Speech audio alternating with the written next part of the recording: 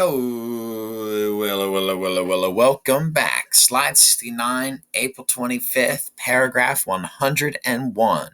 Page, oh man, if I had to guess, 359, 358, something like that. All right, paragraph 101, April 25th. Let's get it. So, I lost there it is. April 25th, I figured out a new way to line up the machines in the factory. And Mr. Donegan says it'll save him $10,000 a year in labor and increase production.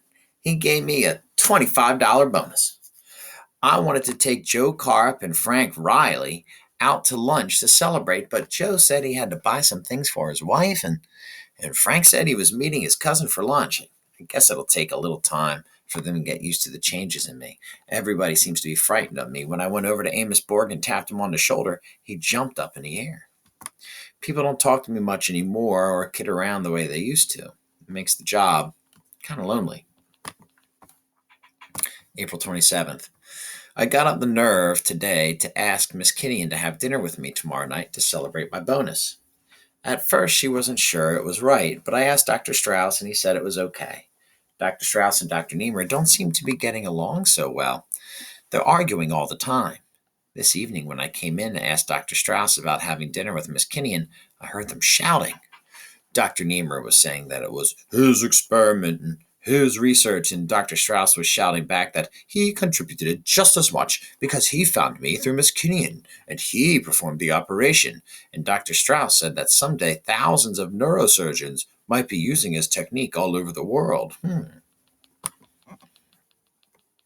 Dr. Niemer wanted to publish the results of the experiment at the end of this month, and Dr. Strauss wanted to wait a while longer to be sure. And then Dr. Strauss said that Dr. Niemer was more interested in the chair of psychology at Princeton than he was in the experiment. And Dr. Niemer said that Dr. Strauss was nothing but an opportunist who was trying to ride to glory on his coattails. When I left afterwards, I found myself trembling. I don't know why for sure, but it was as if I'd seen both men clearly for the first time. Switch the light bulb, leave that there, and pick the question mark up.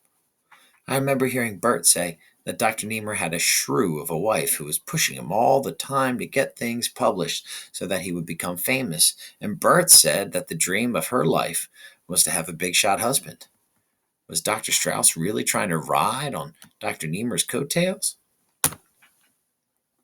April 28th. I don't understand why I never noticed how beautiful Miss Kittian is. She has brown eyes and feathery brown hair that comes to the top of her neck, and she's only 34.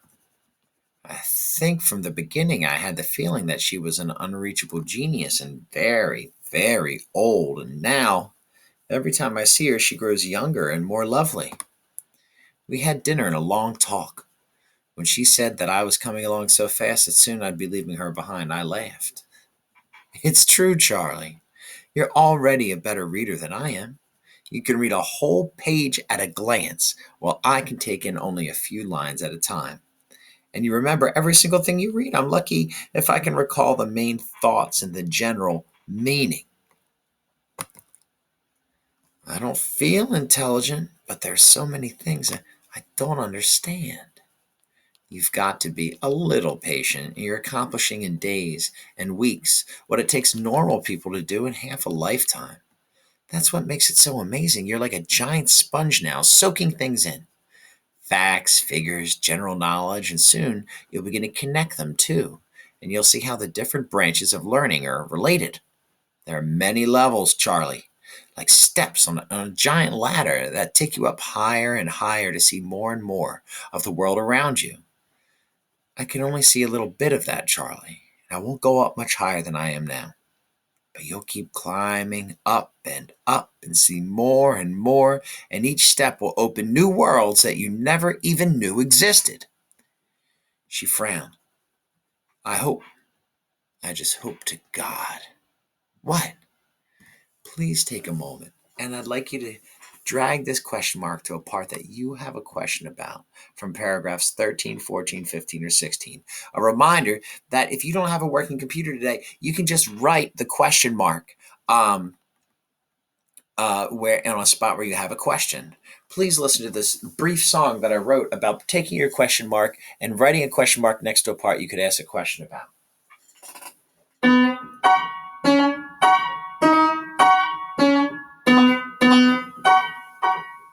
Take that question mark, put your hand on the mouse, or grab your pencil. Don't be a louse. Do it now. Go ahead. All right. Nice work. So, right on to paragraph 117. Never mind, Charles. I just hope I wasn't wrong to advise you to go into this in the first place. I laughed. How could that be? It worked, didn't it? Even Algernon is still smart. We sat there silently for a while, and I knew what she was thinking about as she watched me toying with the chain of my rabbit's foot and my keys. I don't want to think of that possibility. What possibility? Move your question mark next to what possibility? Any more than elderly people want to think about death. I knew that this was only the beginning. I knew what she meant about levels because I'd seen some of them already, and the thought of leaving her behind made me sad. I'm in love with Miss Kenyon. Progress Report 12, April 30. I've quit my job with Donegan's Plastic Box Company. Mr. Donegan insisted that it would be better for all concerned if I left. What did I do to make them hate me so? The first I knew of it was when Mr. Donegan showed me the petition. 840 names. Everyone connected with the factory except Fanny Gurdon.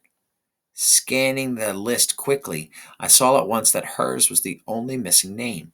All the rest demanded that I be fired. Joe Carp and Frank Riley wouldn't talk to me about it. No one else would either except Fanny.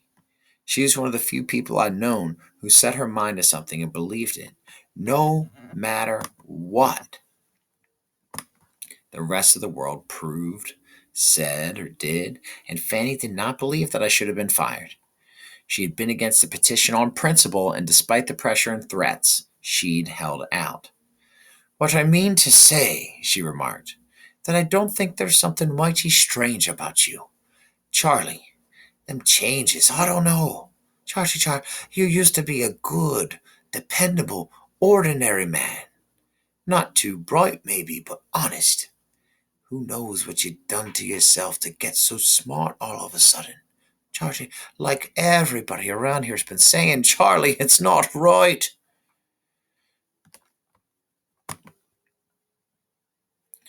In Flowers for Algernon, why do Charlie's fellow workers want him fired? Is it A, they become jealous of Charlie's good fortune? Maybe, so I can't cross it out. Why do the other fellow workers want him fired? They think Charlie's begun lying and stealing. Stealing, I don't remember at all. I don't know where stealing came from, so I'm going to cross out B because that's not mentioned in the text that we've been reading today at all. They become frightened by Charlie and distrustful of his new intelligence. Well, I remember Amos Borg jumped high up in the air. So that one I'm going to leave in there. They resent Charlie for damaging the factory and making their jobs harder. He didn't damage the factory, so I know it's got to be either A or C. They become jealous of Charlie's good fortune, or they become frightened by Charlie and distrustful of his intelligence. All right, which one do you think it could be? Go to slide 78. Is it A, B, C, or D? Take a moment.